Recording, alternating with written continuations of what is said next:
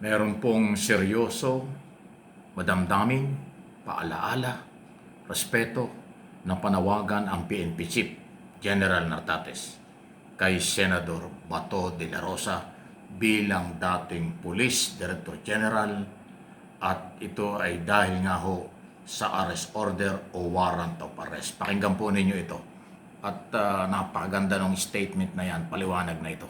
Si PNP Chief Police General Jose Melencio Nartates Jr. kay Senator Ronald Bato de la Rosa na igalang ang tsapa, uniforme at institusyon na dati niyang pinagsilbihan. Ito'y para matiyak ang mapayapang resolusyon sa gitna ng nagpapatuloy na operasyon para matuntun siya. Ayon kay General Nartates, nananatiling nakatuon ang PNP sa mahinahon at profesional na mga hakbang sa pagsisikap na mahanap ang senador.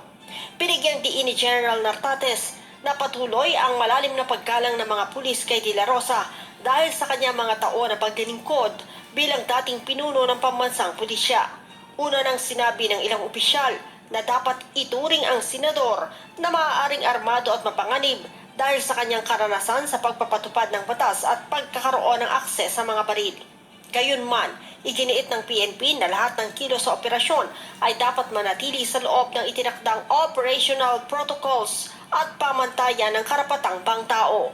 Inatasan din ni General Nartates sa mga regional at local police units na pairalin ang pinakamataas na antas ng pagpipigil at iwasan ng hindi kinakailangan tensyon sakaling makasalamuha ang senador.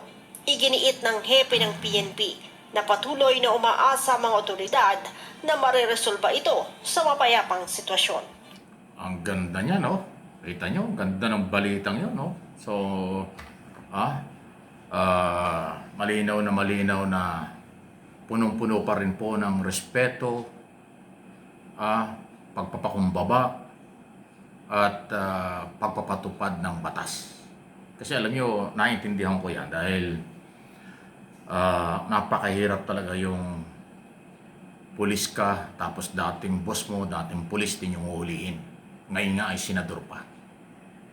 So, ang palaala ni General Nartates ay napakaganda. Mapayapang resolusyon, respeto ang otoridad dahil trabaho ng PNP ang magpatupad ng warrant of arrest. Maging mahinahan daw po ang lahat ng pulis at nag-utos siya sa lahat ng provincial at regional director sa buong bansa. Gawin ang lahat ng paraan sa mapayapa. Ayan po yung maganda. Pero kung voluntary, bilang dating Director General ng PNP, bilang senador, irespeto rin ang ating pulis, maiiwasan ang anumang hindi maganda. Huwag naman sana mangyari. Yan, muling ipinaalala. Alam nila, malawak ang karanasan ni Senador Bato bilang dating pulis sa paghawak ng armas at paggamit ng armas kasi talagang meron siyang mga baril, lisensyado, legal naman dahil lahat namang pulis o dating pulis ay may baril at kahit sibilyan, basta lisensyado, legal yan, alang problema. Pero on record, may baril talaga. Mahilig magpaputo, mahilig sa shooting si Bato de la Rosa, senador.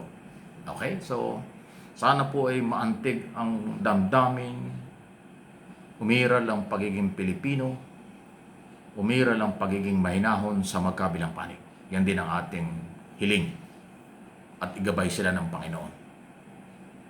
God bless us all. Yan o ang aking sinasabi para sa mapayapa.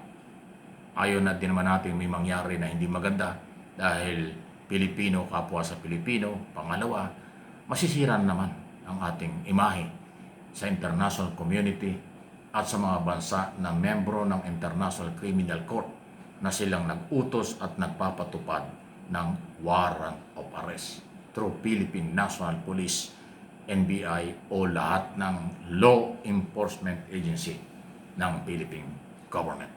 So, yan po. Sana maantig ang puso ng lahat. Yung nagkukup-kup kay Senador Bato, yung mga security ni Senador Bato, si mismong si Senador Bato de la Rosa, sana ay magpakinahon. Ganon din ang ating mga otoridad. Malinaw na yung mensahe ni General Nartates, ayaw niya ng karahasan. Gusto niya mapayapang resolusyon sa pagpapatupad ng warrant of arrest na naunang idiniklara na na merong malawakang operasyon ang ating pamahalaan. Whole of government approach ang dating dito.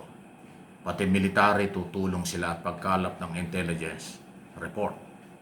Pati ang lahat ng local government unit, meron ding obligasyon tumulong. Kasi ganun po eh. Pag whole government approach, lahat tulong-tulong yan.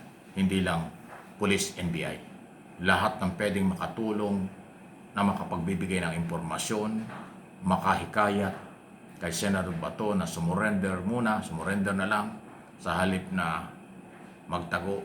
At yun naman pulis at ang ating gobyerno hindi titigil ng paghahanap sa kanya hanggat nandyan ang warrant of arrest. Ako bilang mamamahayag, bilang political blogger, bilang Pilipino, kilala rin natin si Senator Bato, masiyahin tao, pero kaya lang nagkaroon siya ng problema. Hindi naman natin sinasabing guilty siya. Siya ay may karapatang ipagtanggol ang kanyang sarili. At binibigay siya ng pagkakataon due process. Kaya mayroong warrant of arrest na ay pataas na bigyan ng consideration niya. Hindi siya hinuhuli dahil guilty na. Hindi po. Hindi siya hinuhuli dahil meron siyang pananagutan na. Hindi po. Siya ay akusado lang or suspect pa lang. Ayun po ang malinaw. At doon naman ho sa mga posibleng nagkukupkop, tumutulong, palaala din po. Meron hong pananagutan pag kayo napatunayan. Pinakamabigat na kaparusahan dyan at kaso ay obstruction of justice. So, huwag na ninyong idamay ang inyong sarili. Huwag na ninyong bigyan ng inyong problema dahil napakabigat na kaso ng obstruction of justice. Napakasamang record niya. Isipin mo kung ang kaso mo ay obstruction of justice, paano ka makakapag-abroad? Paano ka makakakuha ng mga visa? Ay unang-una sa mga embassy na nag-require ng visa sa kailang bansa ay yung ikaw ay dapat may magandang record. Ikaw ay sumusunod sa mga batas. Eh kung ang kaso mo ay obstruction of justice, kumukupkup ka ng mga wanted o pinaghahanap ng batas, napakasamang record nun. Hindi ka talaga. Kaya nga sa pag-apply natin ng mga visa sa lahat ng mga embassy, yan ang unang-unang tinatanong. Kasama sa application niya, meron ka bang bad record? Ano yung mga bad record mo? Meron ka bang criminal record? Ikaw ba'y sumusunod sa batas? Ganon po yan. Kasi pag ang record mo ay wala kang respeto sa batas, paano ka bibigyan ng pagkakataong magpunta sa mga bansang gusto mong puntahan? Talagang babasura yung application ng visa. Yun po yun. At hindi lang yun. Masamang record din sa isang tao o sa pagkatao mo na ang record mo ay obstruction of justice. Hindi man natin sinasabing kriminal si Bato o sino mang mayroong warrant of arrest. Pero yan po'y pinaghahanap ng batas. Pag inyong pinagtakpan, kinupkup nyo, itinago nyo, sinuportahan nyo, yan ay hindi pagmamahal. Hindi yan malasakit sa inyong tinutulungan. Kasi pag inyong pinagtakpan ang pinaghahanap ng batas, inilalagay mo sa kapahamakan ng kaibigan mo o kamag-anak mo. Dapat kumbensihing sumuko, harapin ang hamon ng buhay ng mapayapa. Diba? May pag-asa ang katarungan at katotohanan. Please like and share.